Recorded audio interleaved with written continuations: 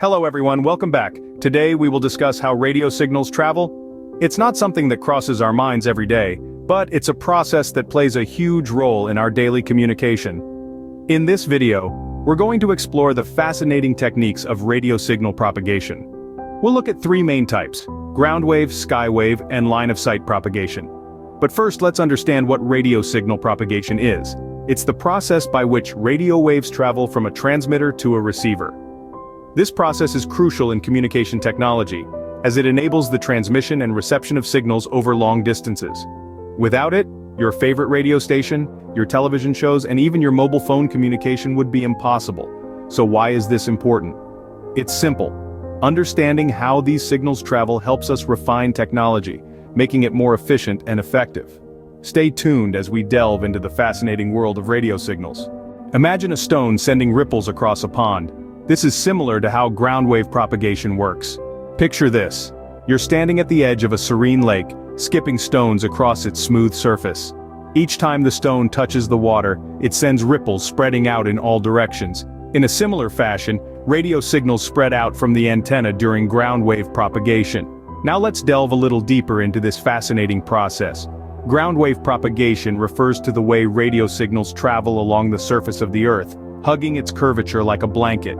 This is a unique characteristic of ground waves, and it's why you can receive radio signals even when the transmitting antenna is out of your direct line of sight.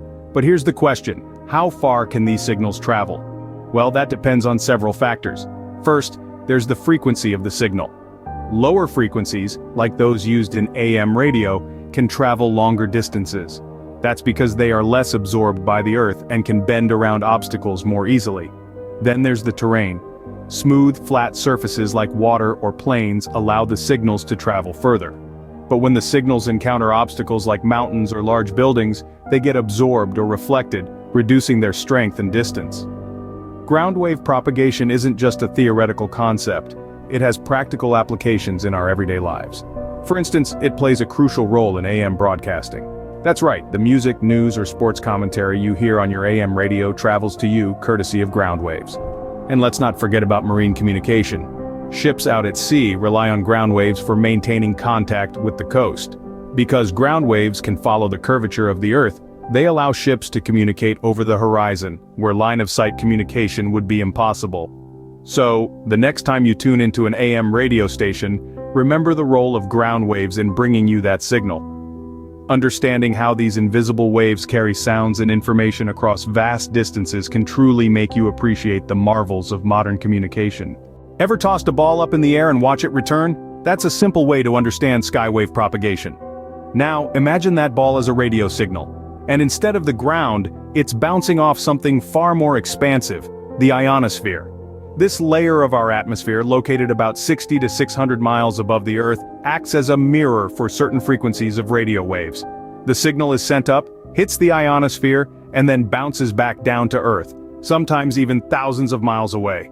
This is the essence of skywave propagation. It's like playing a game of cosmic catch where the ionosphere is your teammate, always ready to toss the ball, or in this case, the radio signal, right back to you, no matter how far apart you are. This makes skywave propagation the go-to method for long-distance communication, making it possible to send messages halfway across the world without any physical connection. Now you might be wondering, why skywave? Why not just send the signal straight across? Well, the Earth isn't flat. It's a big round ball. So, if you try to send a signal straight, it'll eventually hit the horizon and won't be able to go any further. But by bouncing the signal off the ionosphere, it can come back down far beyond the horizon. This method is commonly used in shortwave radio and amateur radio. These radio enthusiasts, often called hams, can chat with people on the other side of the planet, all thanks to the ionosphere's helpful bounce.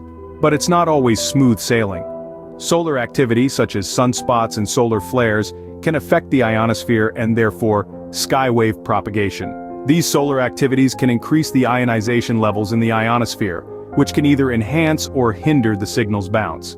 So next time you tune into a shortwave radio or chat with a friend across the globe, remember the game of cosmic catch you're playing with the ionosphere? Indeed, the sky is not the limit when it comes to radio signal propagation. Think about looking at a distant object clearly.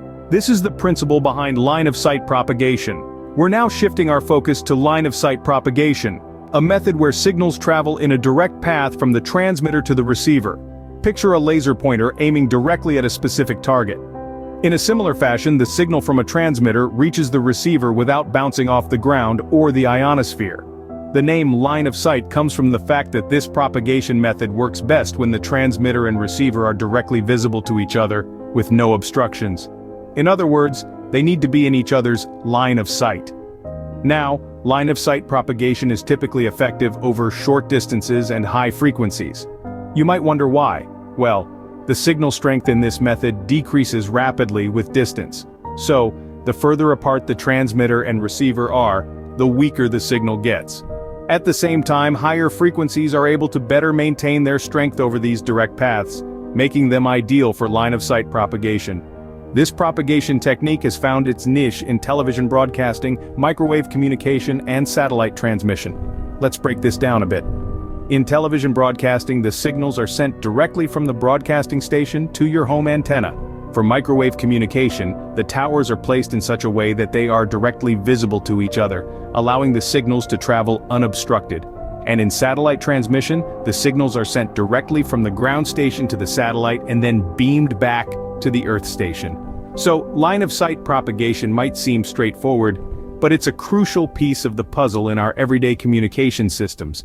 Whether it's catching up on your favorite TV show, heating up dinner in the microwave, or getting GPS directions to your next destination, line-of-sight propagation is playing a key role.